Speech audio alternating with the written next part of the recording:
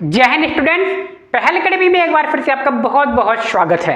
आज की वीडियो में हम बात करने वाले हैं क्लास 6 की एक्सरसाइज 12.2 के क्वेश्चन नंबर सेकंड के बारे में। राइट ट्रू और false against each of statement, यानी कि जो स्टेटमेंट दिया हुआ है ये सही है या गलत है, यानी कि ट्रू है फॉल्स है, ये हमें बताना है। Same to same question number first के जैसा ही होगा, कोई अंतर नहीं है, बिल्कुल same to same first question के जैसा है। क्लियर? तो आइए देख लेते हैं। फर्स्ट क्वेश्चन अगर आपने बहुत अच्छे से किया हुआ है तो सेकंड क्वेश्चन में आपको किसी भी तरह की परेशानी नहीं होगी। देखिए एक क्या दिया हुआ है 6:24, और ये देखिए दो डॉट्स होते हैं डबल बार, ये होता है प्रोपोर्शन का साइन, ठीक है। और ये सिंगल डॉट्स होते हैं, ये होता है रेशियो का साइन। तो 16:24 डबल डॉट से ये, ठीक, इसे प्रोपोर्शन बोलते हैं। 20:30 गिवन ए की वैल्यू 16, बी की वैल्यू 24, सी की वैल्यू 20, डी की वैल्यू 30। क्लियर? अब बताओ मैं ऐसे लिख सकता हूँ क्या, A/B इक्वल टू C/D। क्योंकि बताइए ये रेशियो के फॉर्म में है ना, तो रेशियो को हम क्या कर सकते हैं, फ्रैक्शन के फॉर्म में लिख सकते हैं ना, ये तो हम पहले से पता है, हमने बेसिक में देखा हुआ है। तो A/B इक्वल टू C/D, दोनों की वैल्यू इक्वल आ गई तो स्टेटमेंट ट्रू होगा, नहीं तो क्या होगा, फॉल्स होगा। क्वेश्चन नंबर फर्स्ट में भी हमने सेम टू सेम ऐसे ही किया था। क्लियर?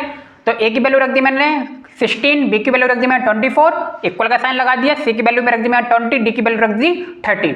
अब देखिए ये 8 की टेबल से कट जाएंगे, 2 आएगा ये, और ये कितना आएगा 3। आप देखिए 2 की टेबल से भी काट सकते हैं, लेकिन आपको बार बार काटना होगा। तो मैंने बताया था कोशिश करें जब आप डिवाइड करें तो बड़े से बड़े नंबर से काटें, इससे आपसे क्या होगा, डिवाइड कम से कम करना पड़ेगा और आपका सिंपलेक्स फॉर्म आ जाएगा।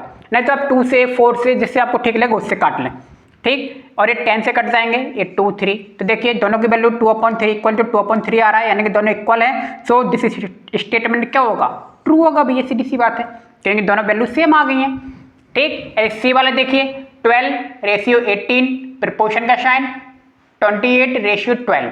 क्लियर? हेयर ए की वैल्यू 12 थी, बी की वैल्यू 18 लिखा हुआ है, सी की वैल्यू 28 है, डी की वैल्यू 12 लिख दिया मैंने, कोई दिक्कत नहीं ना हो। A × D equal to B × C होगा कि नहीं होगा। क्वेश्चन नंबर 1 में मैंने बताया है ये वाला मेथड, ठीक। तो इस सवाल को करने से पहले क्वेश्चन नंबर 1 जरूर देख लें, तभी आपसे ये सवाल और अच्छे से बन जाएंगे, ठीक। तो एक सेकंड मेथड भी है, तो सी वाले को मैंने अपने सेकंड मेथड से करवाया था, तो मैंने क्वेश्चन नंबर 1 में कराया था, ठीक। तो कोई दिक्कत नहीं है। देखिए A × D कैसे आया, ये देखिए ये फ्रैक्शन में है ना, और फ्रैक्शन में जब कोई भी 2 डिजिट्स दिए हुए हैं आपके और बीच पे इक्वल का साइन होता है तो क्रॉस मल्टीप्लाई होता है। तो ए का मल्टीप्लाई अगर तुम इसमें करना चाहो तो किस में करोगे, डी में करोगे ना। तो देखिए A × D, और बी का किस में होगा, सी में होगा। तो इसी फॉर्मूले को मैंने इस तरीके से लिख दिया है, कोई दिक्कत, ठीक। तो A × D 12 × 12 हो जाएगा, बी सी 18 × 28 हो गया, 12 × 12 किया तो 144 आ गया, और 18 का मल्टीप्लाई 22 में किया तो 504 आ गया। अब दोनों इक्वल है क्या, इक्वल नहीं है, तो देखिए नॉट इक्वल का मैंने साइन लगा दिया। देखिए so this statement is false, ठीक है। सी वाला क्या है, फॉल्स है भैया, ये स्टेटमेंट क्या है, गलत है आपका, ये इक्वल नहीं है। समझ में आ गई बात? तो ऐसे ही देखिए आपके B C D E F सारे सवाल दिए हुए हैं, ये आप सारे बना सकते हैं। स्पेशली ई और एफ के बारे में मैं थोड़ा सा बात करूं, ई और एफ सवाल में देखिए पॉइंट दिया हुआ है डेसिमल में, तो परेशान नहीं होना है, ठीक है। पॉइंट में दिया हुआ है तो क्या दिक्कत है, आप डिवाइड वाले मेथड से कर लेंगे। और ये 40, 52 और 39 किसकी टेबल में आते हैं, 13 की टेबल में आते हैं, 13 की टेबल से काट देना, ठीक है। आंसर सेम ही आएगा, तो कोई परेशान होने वाली बात बिल्कुल नहीं है, सारे सेम सवाल है। 0.9 है, ये 0.36 है, ठीक है। इसको भी आप चाहे डिवाइड के मेथड से कर लें चाहे मल्टीप्लाई के मेथड से कर लें, कोई परेशानी नहीं आएगी, ठीक है।